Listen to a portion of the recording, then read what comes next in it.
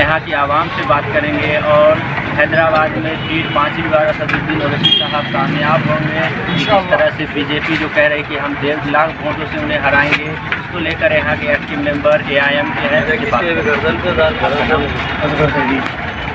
क्या कहेंगे ये जो बीजेपी की तरफ से इल्ज़ाम लगा रही है? देखिए, हमेशा हमारा बीजेपी से मुकाबला रहा है, क्योंकि हक़ का मुकाबला हमेशा बाकी ताकतों से ही रहा है और बीजेपी एक फिरकापरस्त जमात है। क्योंकि इसका सबसे बड़ी दलील ये है कि उनकी जो उम्मीदवार है वो एक सरपरस्त खाते हैं, जिन्होंने हाल ही में आपने देखा होगा कि उन्होंने हमारी इबादतगाहों की तरफ एक निशाना ताका और हमें एक नफ़रत का पैगाम अवाम के दरमियान में पहुँचाया। लेकिन उनका काम है नफ़रत का पैगाम पहुँचाना और हमारा काम है उनका जवाब जो है 13 तारीख के दिन इंशाअल्लाह ताला आप देखेंगे कि हैदराबाद की अवाम भारी अक्सरियत के साथ जो है जिसे असद अली साहब को कामयाब करेंगी। और मुझे इस बात का यकीन है, ना कि सिर्फ मुझे, हैदराबाद की तमाम अवाम को, हिंदुस्तान के तमाम लोगों को इस बात का यकीन है कि असद अली साहब 5वीं मरतबा भारी अक्सरियत से कामयाब होंगे। असदुद्दीन ओवैसी साहब पे इल्ज़ाम लगातार लगता है, लेकिन हम उसका वैल्यू नहीं देते हैं। इस तरह से उन्हें बीजेपी का बी टीम कहा जाता है और कहा जाता है कि वो सिर्फ हैदराबाद में 7 सीट पे लड़ते हैं और बिहार में आते हैं 25 लड़ते हैं, यूपी में जाते हैं 70 लड़ जाते हैं, गुजरात में जाते हैं 10 से ऊपर लड़ जाते हैं। इस पर क्या कहेंगे? देखिए, मुखालिफिन का काम है इल्ज़ाम लगाना और वो अपने इल्ज़ाम लगाते हैं और हमें फ़र्क नहीं पड़ता कि वो कोई बी टीम कहता है, कोई सी टीम कहता है, कभी कांग्रेस कह देती कि बीजेपी की बी टीम है, कभी आपने देखा होगा नरेंद्र मोदी कह रहे हैं कि कांग्रेस और TRS जो है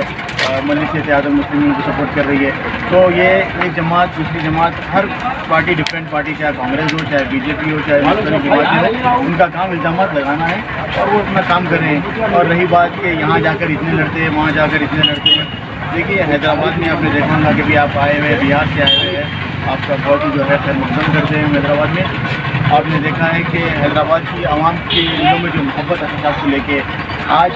ना कि सिर्फ हैदराबाद में, अगर हिंदुस्तान भर में अगर जाकर मजलिस इत्तेहादुल मुस्लिमीन लड़ रही है तो आप लोगों की हक़ के लिए लड़ रही है, ताकि जो है जिस तरह यहाँ के ऐवानों में मुसलमानों के हक़ में आवाज़ें बुलंद करते थे हमारे फ्लोर लीडर अकबरुद्दीन नबी साहब हैं,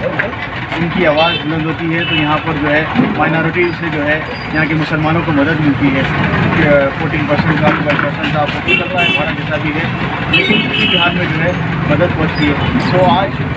वहाँ के मुसलमान लोग जो रहने वाले हमारे हिंदुस्तान में, जहाँ पर उनको मौका नहीं मिल रहा है, वो लोग चाहते हैं कि मजलिस इत्तेहादुल मुस्लिमीन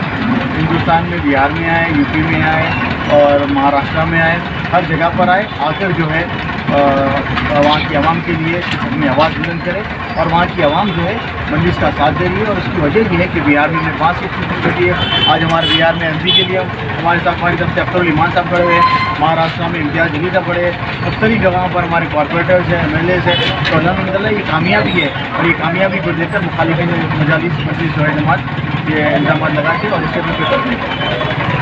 पूरी तरह से बीजेपी या जो भी सेकुलर पार्टी या उनकी बातों को नकारते हुए AIM के